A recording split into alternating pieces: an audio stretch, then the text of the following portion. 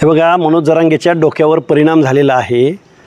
ओबीसीचं आरक्षण टिकलं पाहिजे म्हणणं म्हणजे मराठ्यांच्या विरोधामध्ये आग ओकणं असं आहे का?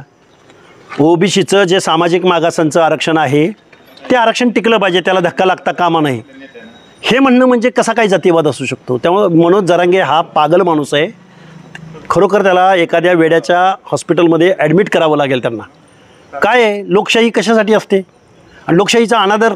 अरे मुख्यमंत्र्यांनी घेतलेला निर्णय आहे तो, आणि तुम्ही विधानसभेला आपटून बसला ना जरांगे. तुम्हाला 4 माणसं निवडून देता आली नाहीत. तुम्ही ज्या मतदारसंघात बसला तिथला माणूस तुमचा पराभूत झाला. तुम्ही कशाला मुख्यमंत्र्यांना, लोकनियुक्त माणसाला लोकशाहीचा अनादर करताय जरांगे तुम्ही?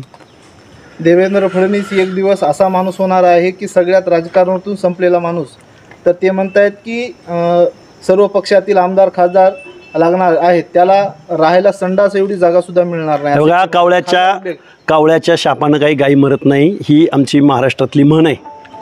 त्यामुळे जरांगे असं काहीतरी बरळत राहणार म्हणलं नाही का मी, डोक्यावर परिणाम झाला त्याच्या.